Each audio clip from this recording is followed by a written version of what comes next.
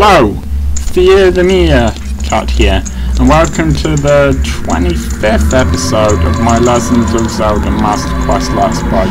Now, I seem to have lost a bit of the footage. The room I just went into is a room that I can't show you, unfortunately, because somehow the footage seems to have gone missing. Basically, when I went in there, it was another cell with a gold sculpture and another imprisoned golem in it.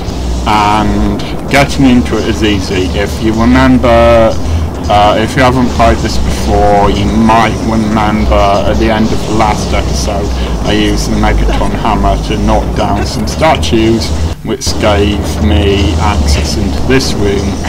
And then if you go into this room and you go to the left, you'll find an unlocked door there at ground level, at the same level you are, and that's where the golem is. Of course, you've probably played this before. I'm not expecting a lot of you to have not played it, but anyway, that's where it is. I really wish I hadn't done it, but unfortunately it took me 2 tries to get the timing right on this. I can't emphasise how much you need to conserve Din's fire here if you don't want to have to backtrack a long way, and even then I'm not sure that breaking crates you've already broken will actually let you have more magic power or powder or whatever it is. The stuff that we press is your magic meter. So I would have thought there'd be more of it available, like in that jar there to the right of me, but there isn't. So.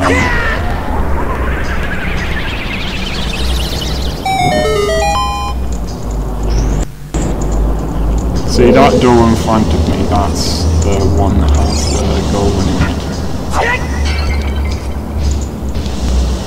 And then when you get in there, you just need to use Din's fire to open the door.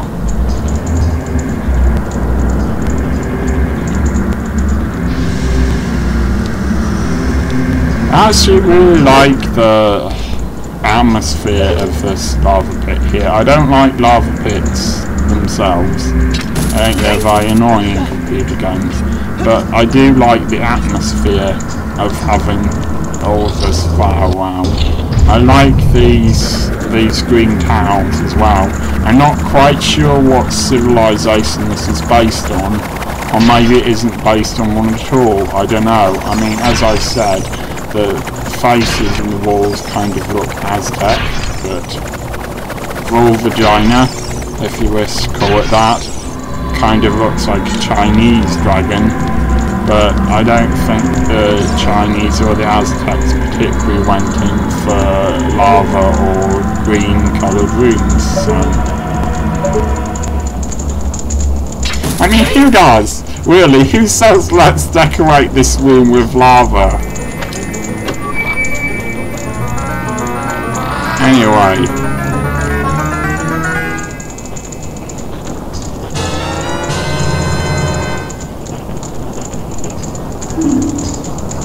I'm not going to have a lot to say in this episode.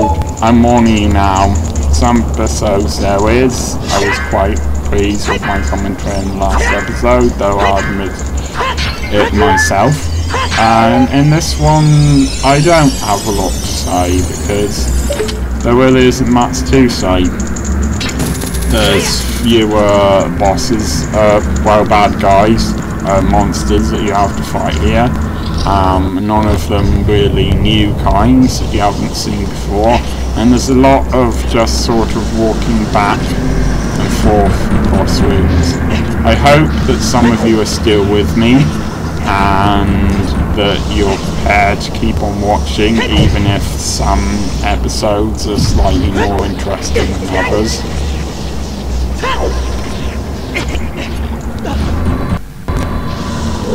There have been a couple of times when I've edited something out when it was just getting monotonous. I was making so many mistakes.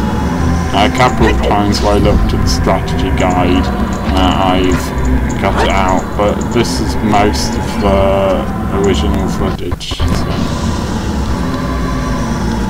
I kind of think they look like beetles on the top of that moving block that I was just riding on.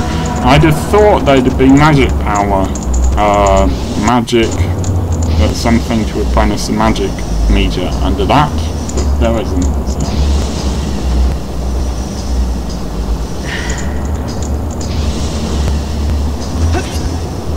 These times when I'm pausing for a few seconds whilst playing is because I'm looking at the strategy guide. It's sort of like an Indiana Jones style temple, this identifying with the rope bridge that's cut, and this lava here, and traps and things like that.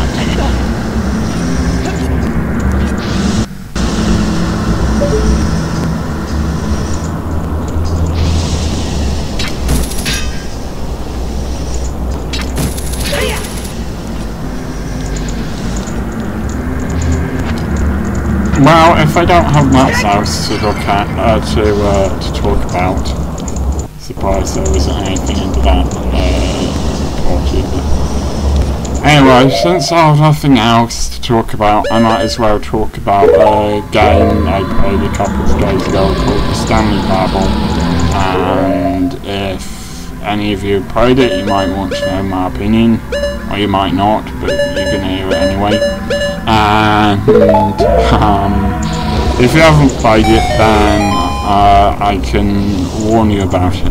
So it's not an awful game, really. It's an interesting game. There are very few sort of philosophical computer games, but the Stanley Parable, which is an indie game that you should be able to find on Steam and various other places, is philosophy game. It's kind of about choice, particularly the illusion of choice you get in computer games, because computer games are just pressing buttons, and sometimes you will be given a choice about which buttons to press, but it's still, you'll press this button or you'll press that button.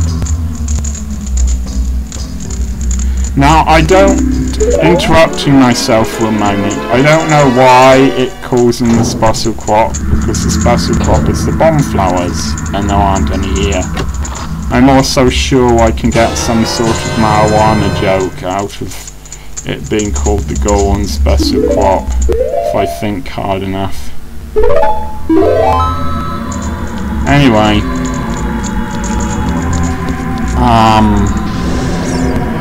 it's interesting as well, I think, that the Goron said that there are switches you need to cut. The Goron didn't say you need to hit them with your sword. I suppose that's a cultural thing with Gorons. I suppose the Gorons are used to cutting things, but they're not used to hitting things with swords. So the way they think about it is, well, it's cutting something. And it's unusual for a computer game to do that. When you have different races, they normally just talk the same way as each other, but I think this game has managed to avoid that and managed to make different races seem quite different to each other, culturally as well as physically. I think that's really interesting. I think that's a big strength this game's got going forward. But anyway, the Stanley Parable, yeah, it's about this guy called Stanley, believe it or not, who spends his time pressing buttons in the way and the order he's told to on a computer. Does this remind you of anything? and that's his job. I think he probably represents gamers. And there's a narrator that I think sort of represents games, and throughout the narrators it tells you what to do. And you get sort of more freedom as the game goes on. But it's still, the game's still telling you really to press one button or another. Now I'll admit I messed up a lot there. I cut it out because it was getting a bit boring, but yeah, I'm not ashamed to admit that I missed jumping on that block several times. And eventually Zelda gets freedom by, gets total freedom by going outside. This is interesting to note because that's what you do when you first a computer game, you go outside. So it gave me a lot to think about, and I found myself pausing the game sometimes to think about what had just transpired and what it means. So if you're into that sort of thing, then you might enjoy it. But my problem is it cost £10. It took me under an hour to complete it. I suppose completing it is arbitrary. I suppose, if I've used the word arbitrary correctly. I mean, what have you really completed? You've just pressed lots of buttons in a sequence. And that's it, if you want to look at it that way. Completing a computer game is for bagging rights. It's not like building a house, for example. You haven't actually got anything to show for it at the end, but memories really. But anyway, it took less than an hour, and that was with me pausing it a few times. It cost £10, and so as fascinating as it is a fascinating game. I'm warning anyone who wants to play it that it's probably not worth the amount they're charging for it. But I figured I might as well talk about a computer game because I'm playing one and I don't have a lot to say about this one this time. So. There are a lot of these Lizphos because they respawn when you hit certain places.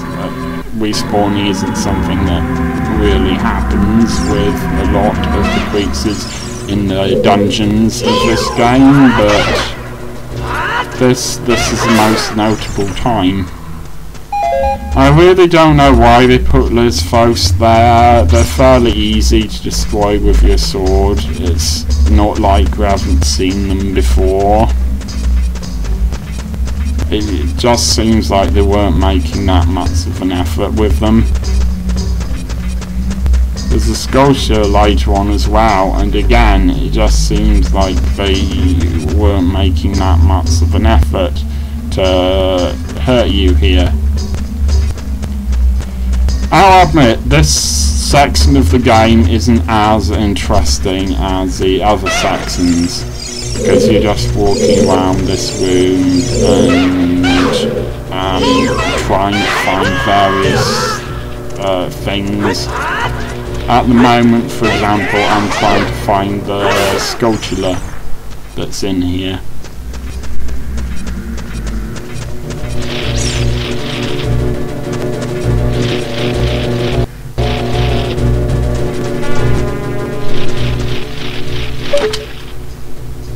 And now this is me looking at it, looking for it. It's almost like looking at someone's slides, isn't it?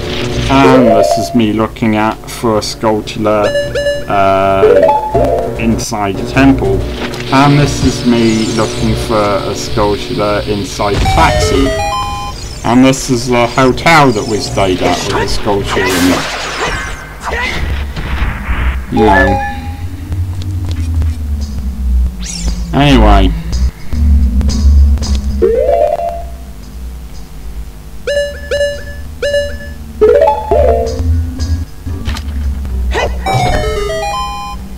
Your basic goal here is to eventually get to a sort of half tower in the centre. Half of the tower's stuck inside the wall, but the other half of the tower you can see. I've decided to cut out a couple of Lizphos fights here because they really are boring to watch and they're rather boring to play, so... But yeah, you can just about see the tower there for a second on the right.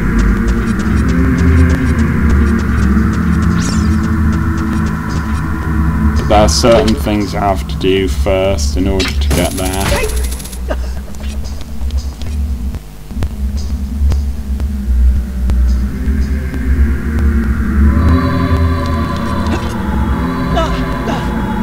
Despite what I said, I even sort of like the design of this room. As I said, this is an interesting looking temple. Now at this point I did something that I regret. I put the infinite magic teat on. And after I've done that I realised that, as the Goron had already said, I could have just used bombs to do what you're about to see me do now. Which is to switch the switch on. It took me a couple of tries, but... So I could have just thrown a bomb at it, and instead I decided to cheat, and I regret that, because once you've got the infinite magic on, I don't think there's a way to turn it off again.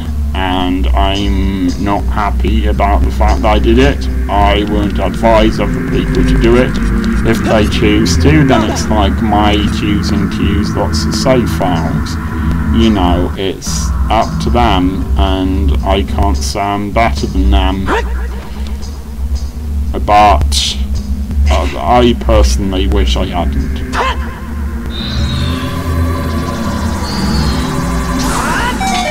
I'm not going to show off how to turn the cheat on, but if you have an emulator, it's to be fairly easy for you to work out.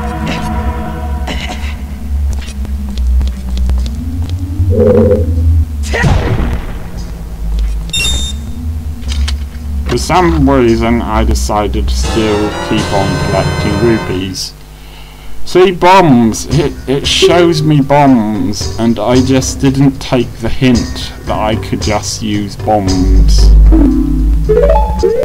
Now, if you're playing along with this, you mustn't, this is very important, break the two small crates that are on there. Otherwise, I think you have to start the room again, because you'll need those crates later.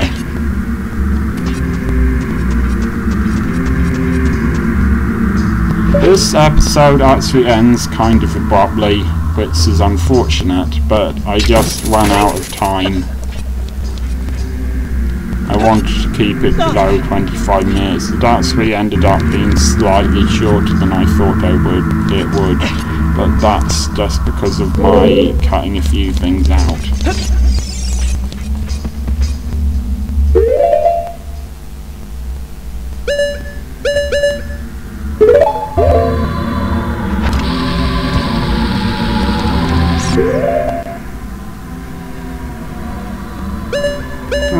I wonder if there's anything underneath this giant suspicious crack. And once again, I chose to get hurt rather than patiently climbing down. And it really does look and sound like he's being hurt by the fall, doesn't it? This bit I'm just trying to work out where that Lizphos I can hear is. It sounds like it's sort of running around as if it can't find you either. So it must be nearby.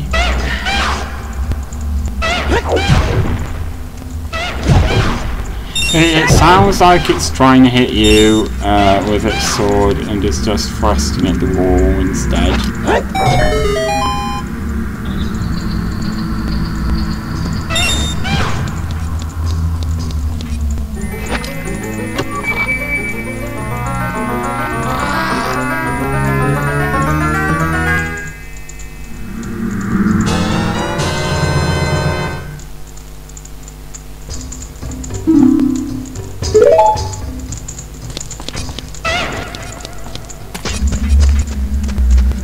might recognise the room we were in earlier.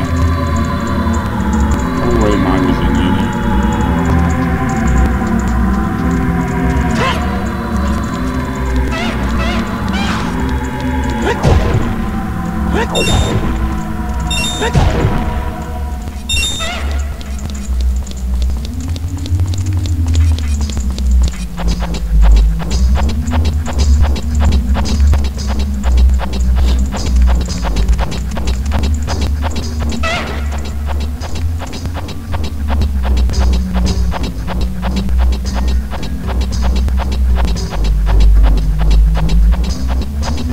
I spent some time filling in application forms recently.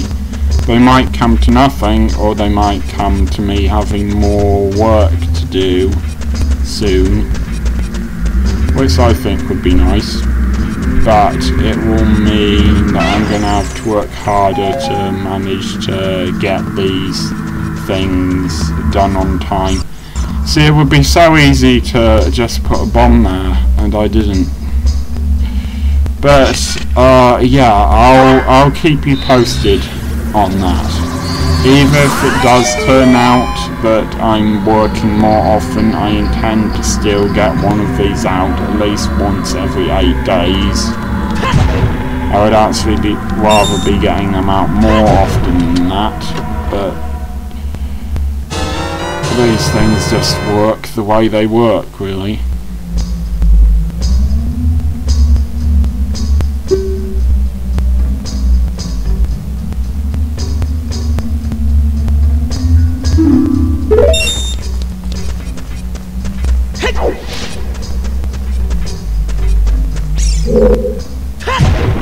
Why am I still collecting rupees?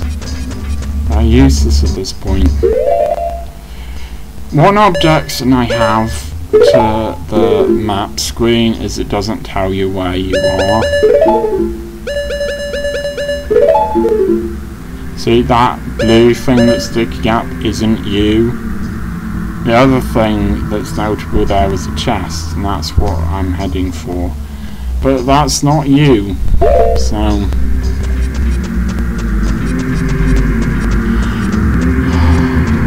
I hope they fixed that in the new version for different consoles.